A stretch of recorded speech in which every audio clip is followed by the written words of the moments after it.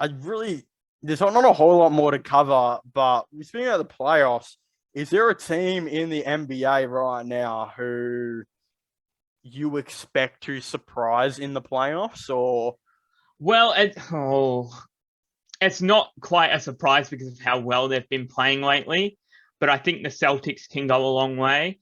Uh, Other than that, oh man, I don't know how Memphis will go in the playoffs. They've obviously been incredible, Mhm.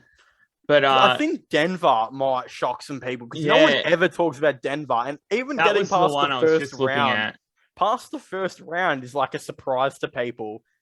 And they And I made mean, where did they finish they, last year? Semis?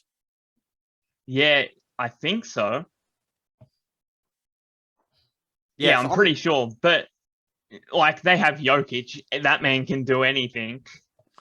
you'd think the Nets should surprise people because I don't feel like anyone is Oh saying the yeah, Nets are even it's going to do anything. it feels like it's not even a surprise based on who they've got on their team, and just once they, And well, not somehow it get is. healthy, Yeah. yeah, but once they're all out on the floor, like just imagine like best, what are they, eighth seed right now? Mm-hmm. Yeah, so the Nets would be a surprise, but not quite a surprise considering they've got KD and Kyrie. Uh, I have grown very fond of Boston recently. I don't think Miami will play that well, to be honest. I I can't just see think them Boston going too need the far. playmaking, man. Like if they had Ricky Rubio on their team, and like they need Oh, shooters, bro. bro. Like I know their shooting has been so much more consistent recently, but damn, dude, if they just had like I know If Grant they Williams has had a been great shooter, from three, Al Horford has as well, so is Tatum and Brown. But if they a just shooter had on that that team guy, would, yeah, that would be so valuable and so good for them. like a dude that could shoot and play make would be the ideal. Oh, 100%. I don't know who that would be. But Clearly, Dennis Schroeder was not the guy. no. No, What's happened to Dennis Schroeder, they got bro? rid of Dennis Schroeder and like went from the barely in the play into like the first team Yeah. just from getting rid of Dennis Schroeder. That poor man, bro, passing up that contract. Hold on, he's Anyway, not even playing at. Oh no, he is playing for the. Oh my god, he played for the Rockets today, and in 30 minutes he had 10 points and 8 assists. I was I don't gonna know where say the because eight assists came from. I haven't heard about that man in quite a while. I Send was him back to wondering what he was even Oklahoma. doing. Banish No, people who make legit. stupid mistakes in their life to Oklahoma. Send them all to Oklahoma. Josh Giddey got banished to Oklahoma because he was told that his weakness in basketball was basketball. With yeah, And he it only was got everything. banished to Oklahoma. And now all those people that were giving him shit, they now love him. Yeah. And then He's gone for the rest of the season. Mike Muscala has probably been banished to Oklahoma longer than anyone ever has. He's been on that Michael Oklahoma Scala, team for 2.5 endless years. 2.5 years of Sam I'm Presti praying trading for that everyone. man. What He's if, only 30. how bad would you feel if Mike Muscala got traded for a second round pick and cash considerations after all the suffering he's done in Oklahoma? The Uh, poor guy, just to get waived by Detroit or something. I'm praying for Mike Muscala, bro.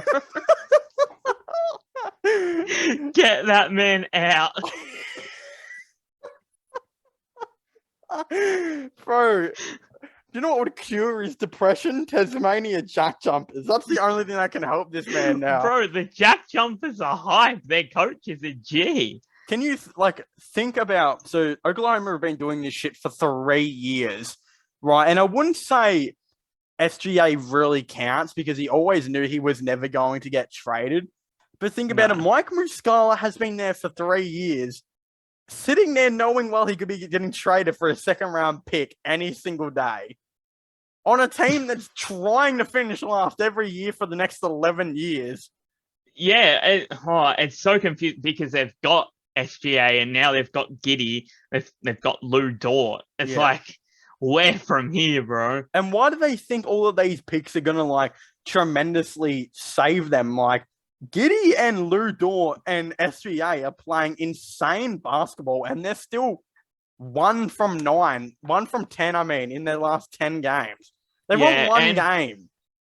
Yeah, and these players that they draft and come in, they'll still take time. There's no guarantee that they'd be anywhere near as good as Giddy has been. And then by the time they start playing well, like how long has it been at the bottom?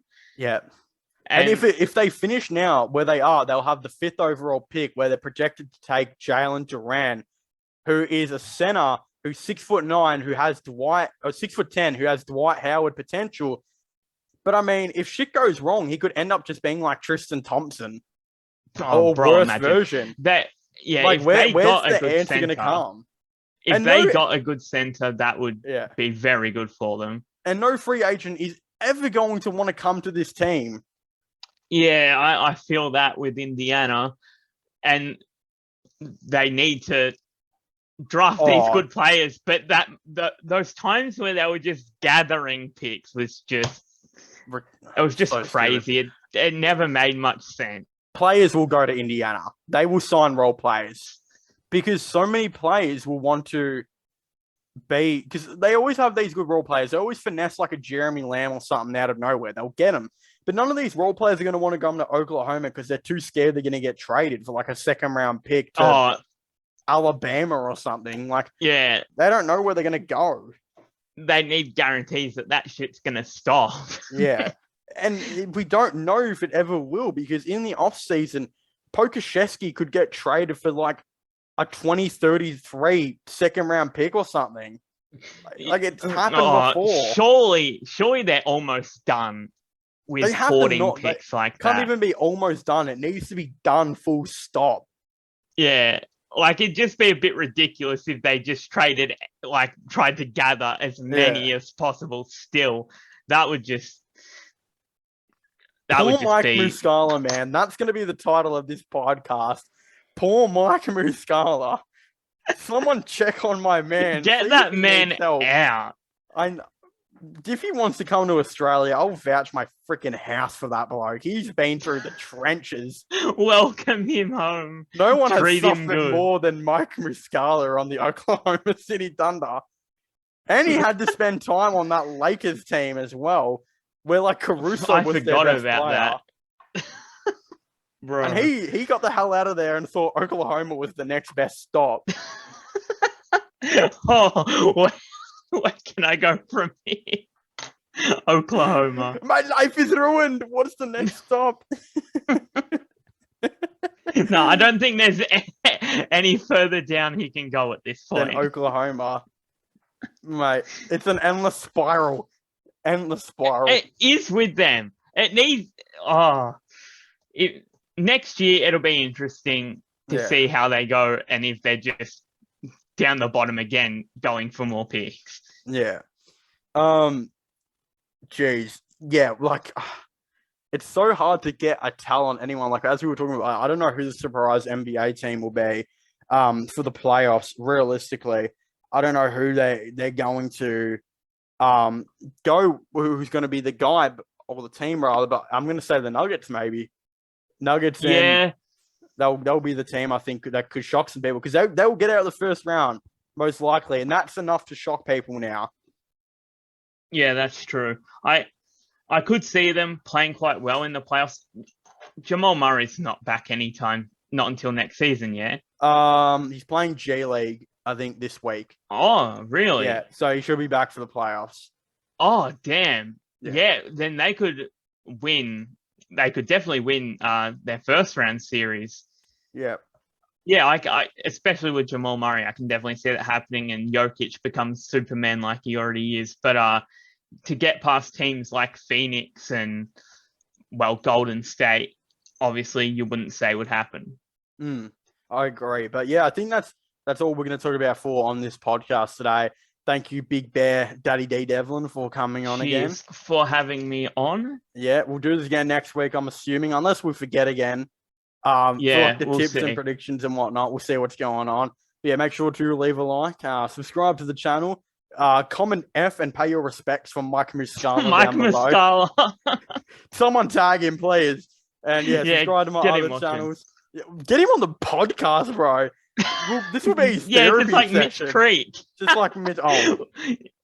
We'll let him vent to us for an hour. He can lay out all his problems. Thank you for watching. Leave a like, subscribe, and comment, and we will see you guys next time. Goodbye. Through the wastelands, through the